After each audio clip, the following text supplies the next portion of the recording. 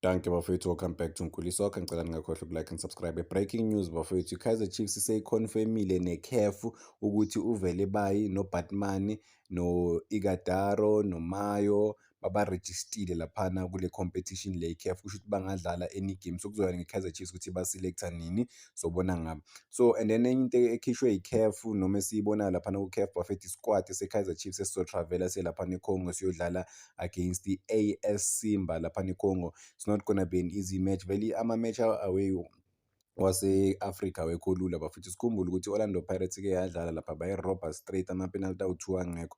So sobona ukuthi i-Kaizer Chiefs izodlala kanjani laphana e-DRC. But what I'm seeing from the squad, maningi ama-player abuyile laphana ku-Kaizer Chiefs. uLebohang Maboy naye bamrejistile laphana ku-Kaizer Chiefs bafethu. So elinye iplayer eli-expected ukuthi lidlale because nigama lakhe liyaphuma ukuthi naye ukhona ku-travelling squad. Possibly maybe singakwazi ukumbona uLebohang Maboy edlala igame yakhe yokuqala ku-Kaizer Chiefs ku-continental level.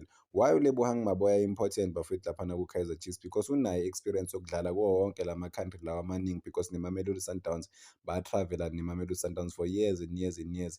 I-Africa almost yonke badlala ku-continental level. So umdlali oza ne-experience eserious yase-Africa ozokwazi ngempela ukubasiza laphana ku-Kaizer Chiefs ukuthi bathole ama-results, benze izinto zenzeke overall laphana ku-Kaizer Chiefs. So umdlali one-experience kakhulu bayamdinga laphana.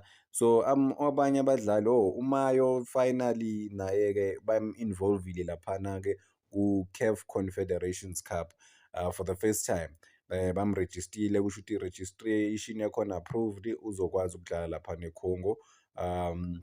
But kuzoya ngo-coach ukuthi bafuna ukudlala kanjani phela. I think abantu abaningi bayasho, nami umuntu engimfavorayo ku-striking department se-Kaizer Chiefs uMayo, just ukuthi uqale kahle in terms of ukushaya igoli, but akaqala and then second game yakhe laphana enza iphutha, was not a good thing to do, but-ke he can recover from lapho. Kumele a-regain i-confidence yakhe, enze kahle kakhulu, akwazi ukuziprova ku-Kaizer Chiefs ukuthi why adeserve i-permanent deal, i-permanent contract, because uku-loan laphana ku-Kaizer Chiefs. So yiwo ama-player lawa. uMayo uye uzodlala for the first time if bazomdlalisa.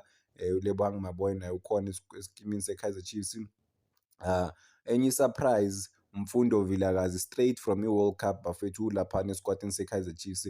Umdlalo o-exciting kakhulu for i-Kaizer Chiefs okwaziyo ukubasiza going forward. So it's an exciting inclusion. I think abantu abaningi bazojabula kubona uVilakazi ukuthi u-involved naye laphana ku-Kaizer Chiefs overall bafethu. I-play super exciting for bona. Then uMthethwa ukhona naye laphana esquadini, one of the players abakhona laphana ku-Kaizer Chiefs. I mean, the aggression kaMthethwa bayayidinga vele laphana eswini, because badlala nabantu aba-physically, abantu aba-aggressive, abantu abaphushayo ngempela. So ukuba khona laphana eswini uzokwazi ukuprotect i-defense ye-Kaizer Chiefs. Enye, I think the most exciting thing engiyibalile ukuthi maningi ama-player ku-Kaizer Chiefs abuye ku-injuries. Engingawabala, uGiven Msimang ubuyile ku-injury, uNdlovu ubuyile ku-injury. Some of the players obviously ngeke ba-travel okwamanje, but-ke they are back. uVele Bayi noBatman nabo bakhona ukuthi for i-selection, but-ke kule squad engisibonayo, unless if izinto zizotshintsha, but there's no way zichange, abekho esquadini esitravela ne-Kaizer Chiefs ukuya le eCongo bafethu. So kusho ukuthi basele eSouth Africa. Maybe bazobazama uma-first game la e-home, or maybe bayacabanga ukuthi okay, let's introduce bona kancane kancane, not immediately laphana. And what we were also seeing ukuthi ulokhunjana uMunyane is 100% available to play, but they've decided ukuthi bangahambi naye. uMunyane akekho esquadini se-Kaizer Chiefs overall, lesesitravelayo ukuya lena eCongo bafethu. So yeah, I mean, surprise selection if you ask me. Enye into okay, I do understand ukuthi uMunyane why maybe abafuni ukumtravelisa because of bayibiza nge-jet lag or yini lento yakhona yokutravela, maybe ngam-affect okwamanje, bafuna nje ukumgcina lana.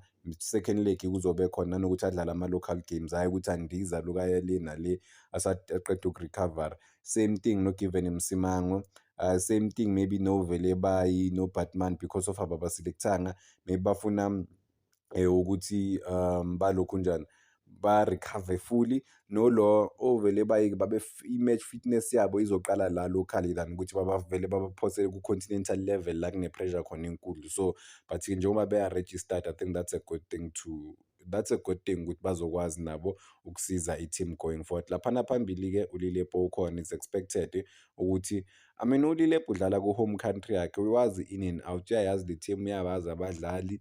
I mean they are close to home, so there's no reason ukuthi uLilepo angakwazi ukusiza i-Kaizer Chiefs laphana overall.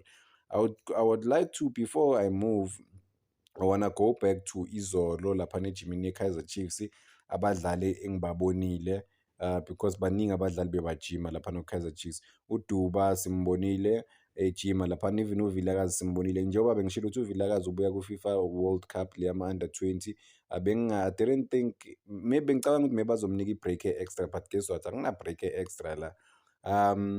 uLokhunjana uNdlovu ngimbonile ejima ne-team, that was good, njengoba seka-confirmed ukuthi ubuyile from i-injury. Uyinasho Miguel from laphana emuva yibo abantu abazoba expected ukuthi bazolida i-Kaizer Chiefs on the continental level overall.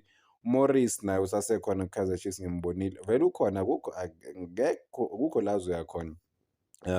Ukhona umdlalo ongeke abe-influential ku-Kaizer Chiefs, but naye ukhona isiphithiphithi laphana.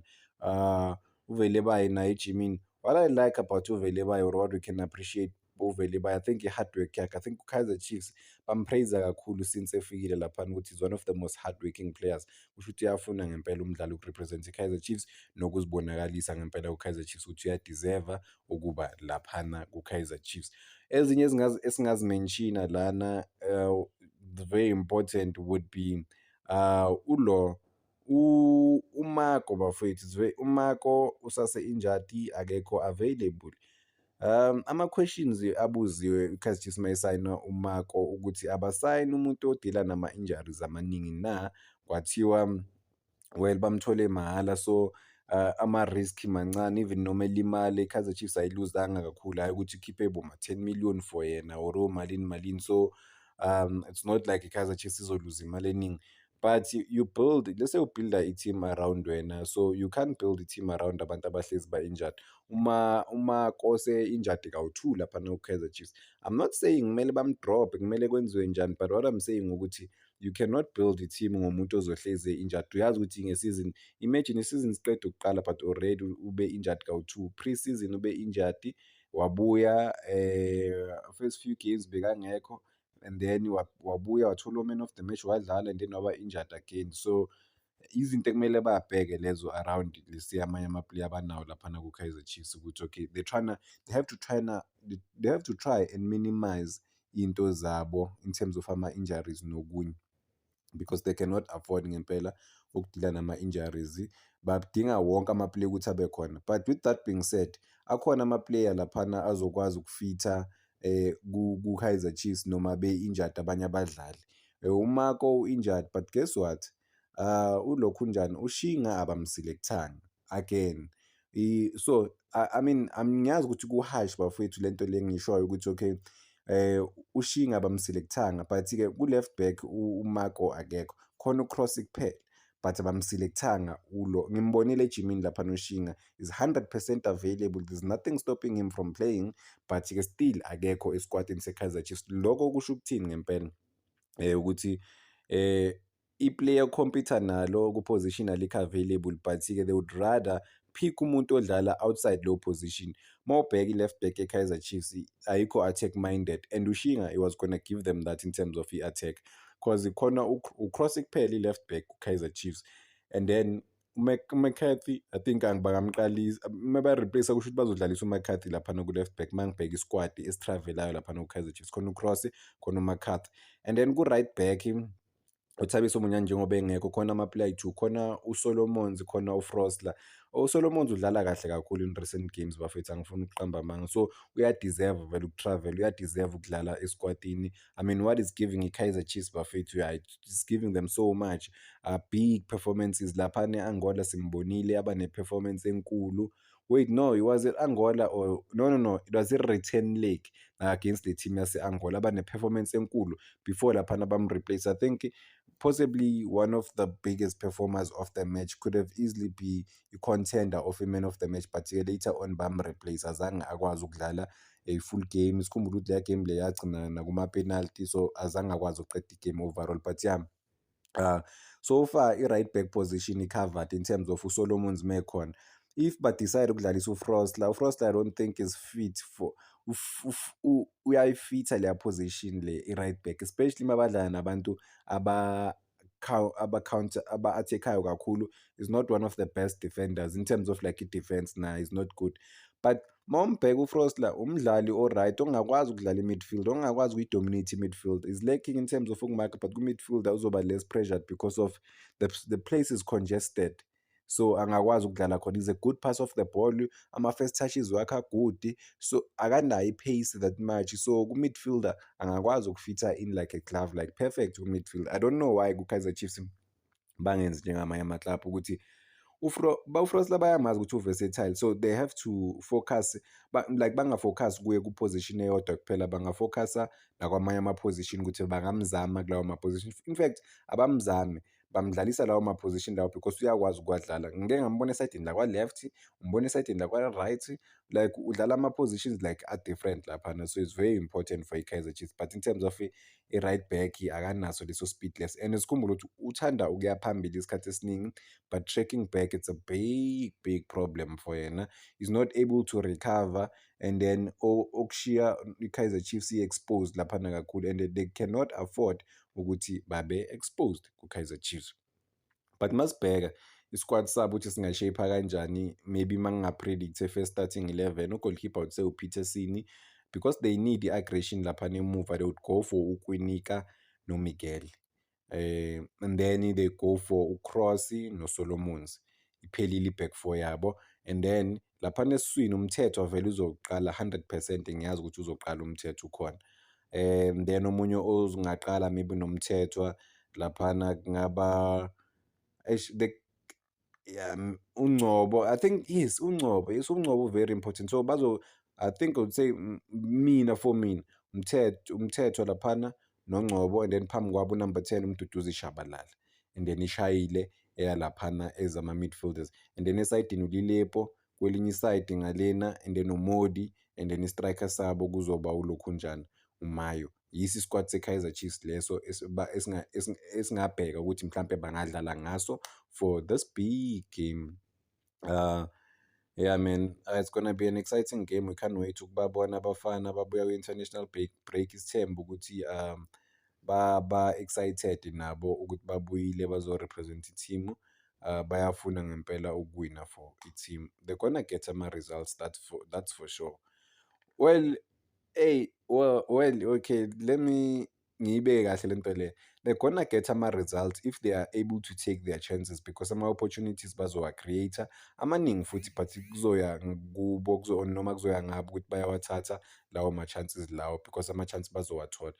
I think if they are planning to be more defensive on to show aggression, they would start uMthethwa noNdlovu same time.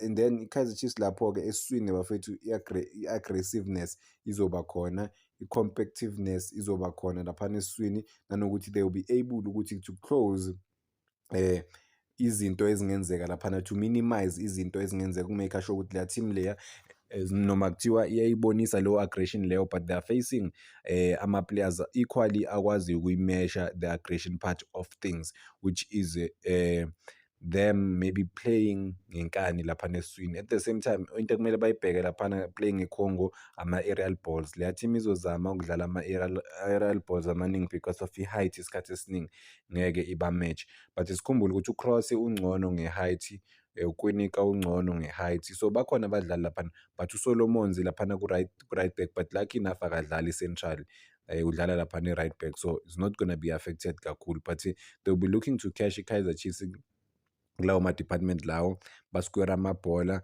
babheke ukuthi maybe bangenza ama-mistake, because i-height bashayayo laphana sometimes against ama-Africans.